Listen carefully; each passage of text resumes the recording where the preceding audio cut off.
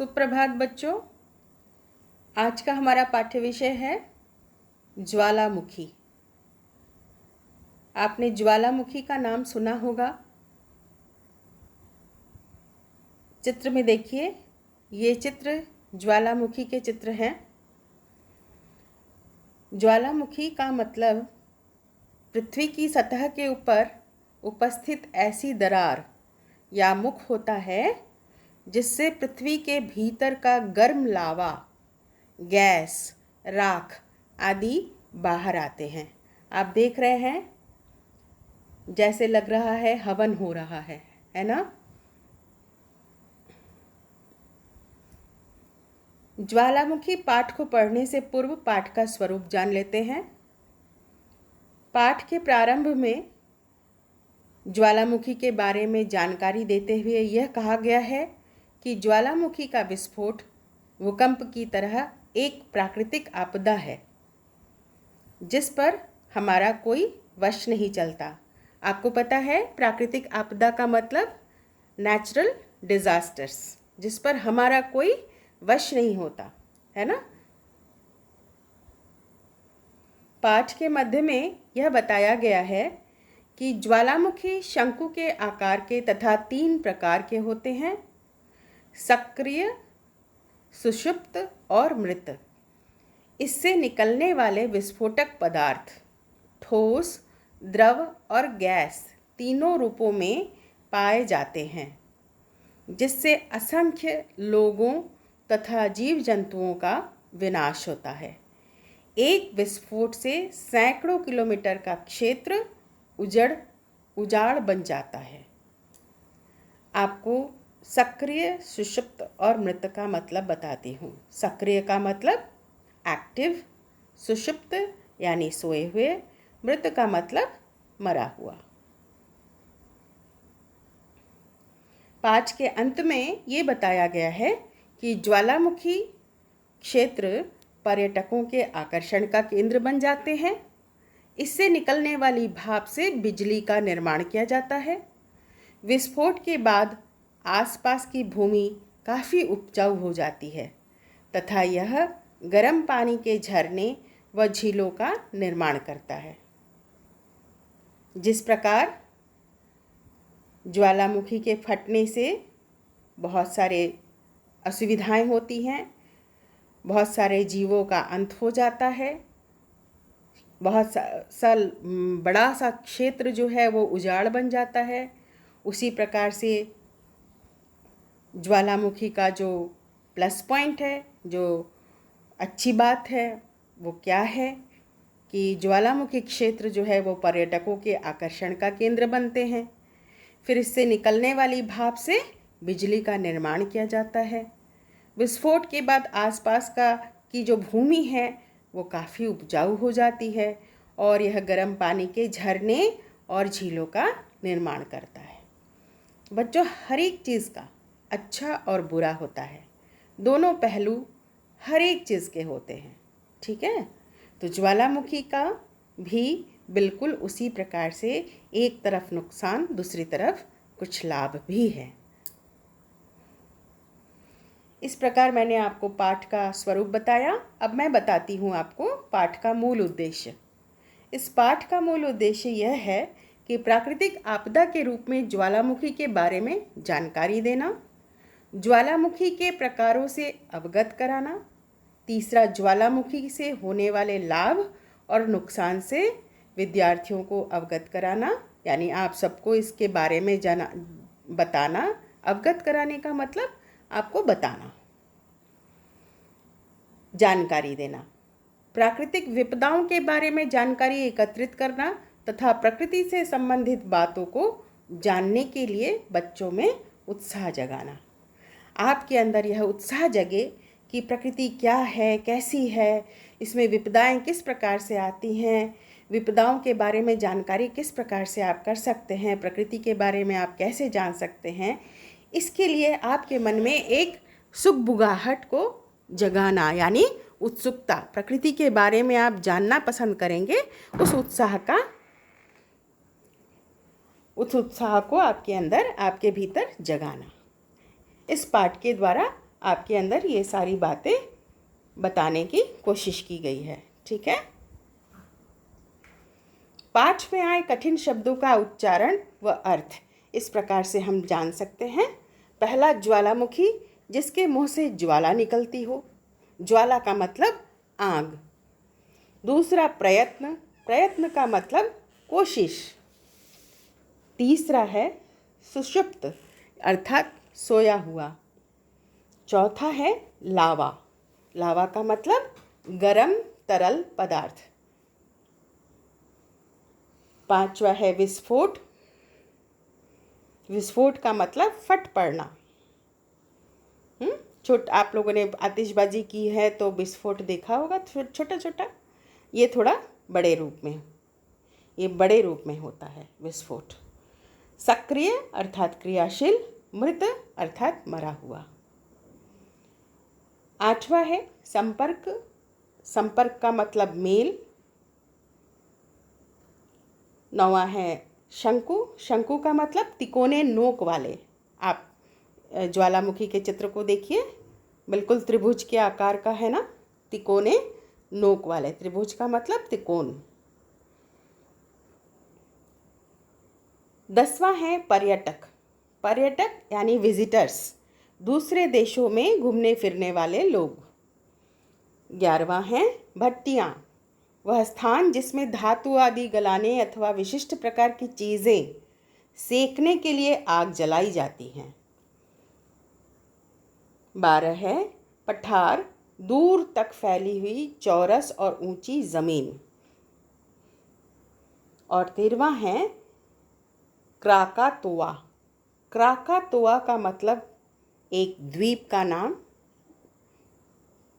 क्राकातोआ कोई वस्तु नहीं है, क्राकातोआ एक द्वीप का नाम है। ठीक है बच्चों, आगे आइए जानते हैं ज्वालामुखी का तात्पर्य क्या है, ज्वालामुखी का अर्थ क्या है।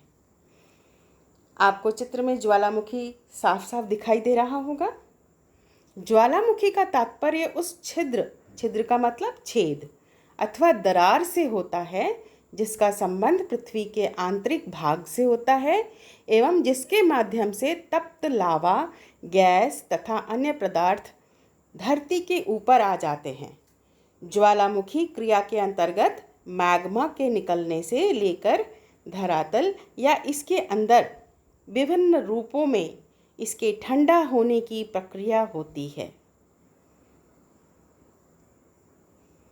ज्वालामुखी कितने प्रकार के होते हैं, जैसे कि आपके पाठ में भी इस बात की चर्चा है, तो मैं भी बता दूं। ज्वालामुखी 3 प्रकार के होते हैं। सक्रिय, सक्रिय का मतलब जिन ज्वालामुखियों में विस्फोट होते रहते हैं बराबर, उन्हें सक्रिय ज्वालामुखी कहते हैं। सुषुप्त यानी सोए हुए, ऐसे ज्वालामुखी जिनमें पिछले कई वर्षों से कोई विस्फोट नहीं हुए हैं, उन्हें सुषुप्त ज्वालामुखी कहते हैं। तीसरा है मृत, मृत का मतलब मरा हुआ, जिन ज्वालामुखियों में कभी विस्फोट नहीं हुए उन्हें मृत ज्वालामुखी कहा जाता है। अब घबराइएगा मत, आपको कठिन शब्दों के अर्थ भी बताऊंगी। ज्वालामुखी कैसे फटते हैं, आइए जानते हैं ज्वालामुखी कैसे फटते हैं। जब पृथ्वी के नीचे ऊर्जा या जियोथर्मल एनर्जी से पत्थर पिघलते हैं तब ज़मीन के नीचे से ऊपर की ओर दबाव बढ़ता है। दबाव बढ़ने के कारण यह पहाड़ ऊपर से फटता है और ज्वालामुखी कहलाता है। ज्वालामुखी के नीचे पिघले हुए पत्थरों और गैसों को मैग्मा कहते हैं और ज्वालामुखी के फटने के बाद जब यह मैग्मा निकलता है तो इसे लावा कहा जाता है। मैग्मा क्या है? मैग्मा है द्रुतपुंज। मैग्मा को हिंदी में द्रुतपुंज कहते हैं, जो कि पृथ्वी की ठोस तह के नीचे एक तरल तह है जो ऊपर से बह करके निकलता रहता है। तरल का मतलब बहने वाला पदार्थ और ठोस का मतलब जिसको आप कहते हैं सॉलिड। ठीक है, और तह का मतलब होता है परत। जब हम लोग चादर तहाते हैं तो उसमें कई सारी परत लग जाती हैं, है ना। उसी तरह से पृथ्वी की भी बहुत सारी परत हैं। तो तह का मतलब होता है परत। ज्वालामुखी में विस्फोट कैसे होता है? भूगर्भ में अत्यधिक ताप का होना। गर्भ का मतलब पेट, भू का मतलब पृथ्वी, पृथ्वी के पेट में जब अत्यधिक ताप होता है, साधारणतया 32 मीटर की गहराई पर 1 डिग्री सेल्सियस तापमान बढ़ जाता है। इस प्रकार अधिक गहराई पर पदार्थ पिघलने लगता है और भूतल के कमज़ोर भागों को तोड़कर बाहर निकल आता है, जिसके कारण ज्वालामुखी में विस्फोट होता है। ठीक है बच्चों, ज्वालामुखी में विस्फोट क्यों होता है? जब भूगर्भ में अत्यधिक ताप होता है तो 1 डिग्री सेल्सियस तापमान हर 32 मीटर की गहराई पर बढ़ जाता है। और इस प्रकार अधिक गहराई पर जब पदार्थ पिघलने लगता है और भूतल के कमज़ोर भागों को तोड़कर वह बाहर की ओर निकल आता है, जिस कारण से ज्वालामुखी में विस्फोट होता है, वो फटता है। विस्फोट का मतलब फटना। लावा किसे कहते हैं? आइए जानते हैं लावा किसे कहते हैं। ज्वालामुखी के फटने के बाद जब यह मैग्मा निकलता है तो इसे लावा कहा जाता है। मैग्मा मैंने पहले भी आपको समझाया, द्रुतपुंज। आइए पढ़ते हैं आपके पाठ्यपुस्तक में पाठ 8 ज्वालामुखी। ज्वालामुखी के विषय में जानने के लिए वैज्ञानिक लगातार प्रयत्न करते रहे हैं। प्रयत्न का मतलब कोशिश। वे ज्वालामुखी के विस्फोट से होने वाले जान माल के नुकसान को रोकना चाहते हैं। यह भी भूकंप की तरह एक प्राकृतिक आपदा है जिस पर हमारा कोई वश नहीं चलता। बच्चों, वैज्ञानिक लगातार प्रयत्न करते रहते हैं कि यह ज्वालामुखी से विस्फोट न हो, परंतु प्राकृतिक आपदा को कोई नहीं रोक सकता, हमारा वश नहीं चलता, इसलिए जो होना होता है वो हो ही जाता है। 1883 ईस्वी में क्राकातोआ द्वीप में हुए ज्वालामुखी विस्फोट में लगभग 36,000 लोगों की जानें गईं। इससे निकलने वाला लावा करीब 800 मीटर ऊंचाई तक गया। यद्यपि क्राकातोआ द्वीप जावा और सुमात्रा द्वीपों के मध्य स्थित है, लेकिन इस विस्फोट की आवाज़ तुर्की के इस्तांबुल तक सुनाई देती है। आइए अब हम ज्वालामुखी के बारे में जानें। ज्वालामुखी 3 प्रकार के होते हैं, सक्रिय, सुषुप्त और मृत, जिसके बारे में मैंने आपको पहले ही बता दिया हुआ है। फिर भी मैं बताती हूँ कि जिन ज्वालामुखियों में विस्फोट होते रहते हैं उन्हें सक्रिय ज्वालामुखी कहते हैं। ऐसे ज्वालामुखी जिनमें पहले कई वर्षों से विस्फोट नहीं हुए हैं उन्हें सुषुप्त ज्वालामुखी कहते हैं, अर्थात वे ज्वालामुखी सोए हुए हैं। जिन ज्वालामुखियों में कभी विस्फोट नहीं हुए उन्हें मृत ज्वालामुखी कहा जाता है। लेकिन कभी कभी मृत ज्वालामुखी भी विस्फोट कर हजारों आदमियों को मौत के मुंह में धकेल देता है। इसका सबसे बड़ा उदाहरण क्राकातोआ ज्वालामुखी है। इसे मृत ज्वालामुखी समझ लिया गया था। ज्वालामुखी शंकु आकार के होते हैं तथा पहाड़ जैसे दिखते हैं। ज्वालामुखी के सिर पर एक मुंह बना होता है, जैसा कि आपने चित्रों में देखा। इसी से ज्वालामुखी का लावा बाहर आता है। ज्वालामुखी के मुंह का व्यास 2-3 किलोमीटर या इससे भी अधिक हो सकता है। निकास का यह रास्ता, निकास का मतलब निकलने का यह रास्ता, पृथ्वी के भीतरी भाग से जुड़ा होता है।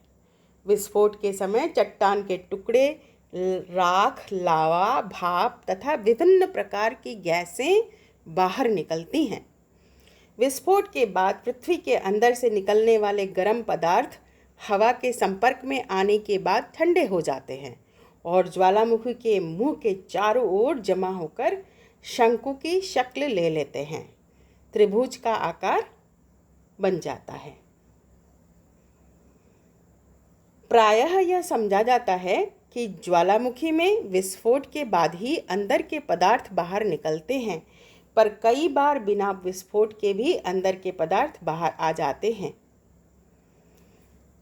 बच्चों, ज्वालामुखी में विस्फोट के बाद अंदर के पदार्थ बाहर निकलते हैं, पर कभी कभी क्या होता है, बिना विस्फोट के, बिना फटे ही अंदर के पदार्थ बाहर आने लगते हैं।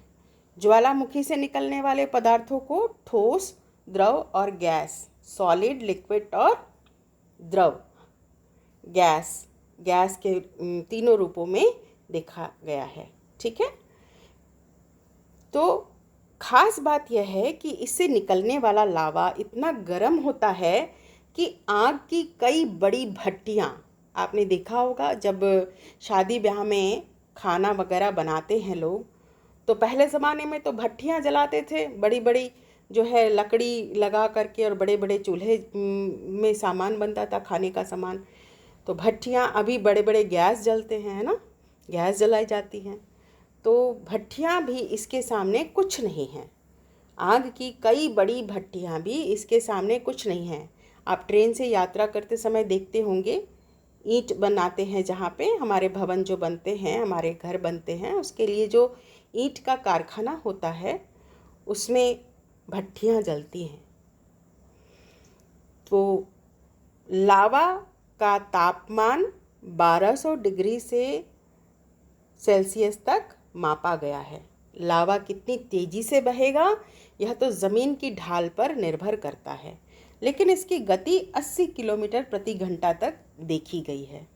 ज्वालामुखी के विस्फोटों ने अब तक असंख्य लोगों की जानें ली हैं। यही नहीं, मनुष्य के अलावा जीव जंतुओं को भी अपनी चपेट में लिया है। चपेट में लेना यानी जब विस्फोट हुआ है तो केवल मनुष्य ही नहीं, जीव जंतु भी साथ में उस विस्फोट में मरे हैं, उनके प्राण निकले हैं। केवल एक विस्फोट से, यह बताया जा रहा है बच्चों कि केवल एक विस्फोट से सैकड़ों किलोमीटर का क्षेत्र, सैकड़ों का मतलब कई 100 किलोमीटर, है ना, का क्षेत्र उजाड़ बन जाता है, बिल्कुल वीरान। लेकिन हर सिक्के के दो पहलू होते हैं।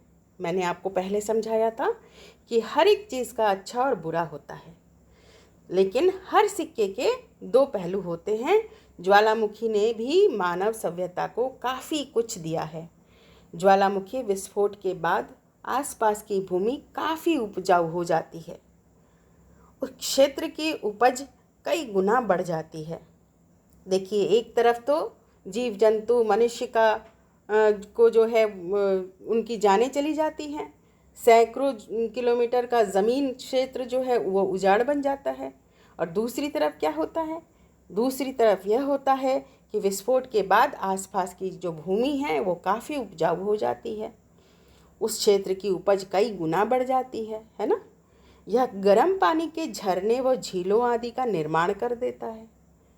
तो यह जो अच्छी बातें हैं यह ज्वालामुखी से होते हैं। इससे विभिन्न आकारों में पठार आदि भी बन जाते हैं। ये देखने वालों को बरबस ही अपनी ओर आकर्षित कर लेते हैं। पठार क्या है मैंने पहले भी बताया है और अभी फिर से बता देती हूँ। ऐसी ज़मीन जिसमें थोड़ा बहुत ज़मीन, खाली चौरस ज़मीन जो ऊंचा हो, ठीक है, ऊंची ज़मीन को पठार कहते हैं। और देखने वाले जो है, देखने वालों ज्वालामुखी को देखने के लिए लोग आकर्षित होते हैं। ज्वालामुखी जो है अपनी ओर आकर्षित करते हैं व्यक्ति को, पर्यटकों को। यही कारण है कि ज्वालामुखी क्षेत्र पर्यटकों के आकर्षण का केंद्र बन जाते हैं। ज्वालामुखी से निकलने वाली भाप भी कम लाभदायक नहीं है, इससे बिजली का निर्माण भी किया जा रहा है। तो सोचिए कि ज्वालामुखी से जो निकलने वाली भाप है वह भी हमारे काम आते हैं। भाप भी कम लाभदायक नहीं है का मतलब इससे बिजली का निर्माण भी किया जा रहा है। तो जब बिजली, हमारे पूरे देश में बिजली की ज़रूरत है और बिजली का निर्माण हो रहा है, तो वह भाप भी कितने काम की है। अब हम देखते हैं कि इस पाठ से हमने क्या क्या सीखा। इस पाठ से हमने यह सीखा कि बिना विस्फोट के भी ज्वालामुखी के अंदर के पदार्थ बाहर आ सकते हैं।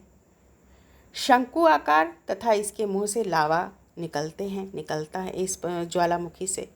ज्वालामुखी विस्फोट एक प्राकृतिक आपदा है, एक नेचुरल डिजास्टर्स है जिसे हम रोक नहीं सकते, जिस पर हमारा कोई वश नहीं है। ज्वालामुखी कितने प्रकार के होते हैं? 3 प्रकार के, सक्रिय, सुषुप्त और मृत। ज्वालामुखी के फटने के बाद आसपास की भूमि उपजाऊ हो जाता है और भूमि उपजाऊ होती है और गर्म पानी के झरने व झीलों का निर्माण होता है। ज्वालामुखी विस्फोट के समय चट्टान के टुकड़े, राख, लावा, भाप तथा विभिन्न गैसें निकलते हैं। ज्वालामुखी से निकलने वाली भाप से बिजली का निर्माण भी किया जा सकता है, कर रहे हैं लोग। ठीक है। और 1883 में क्राकातोआ द्वीप में हुए विस्फोट में 36,000 लोगों की जान चली गई थी। ठीक है। तो आशा करती हूँ कि आपको पाठ पूर्ण रूप से समझ में आ गया होगा। धन्यवाद।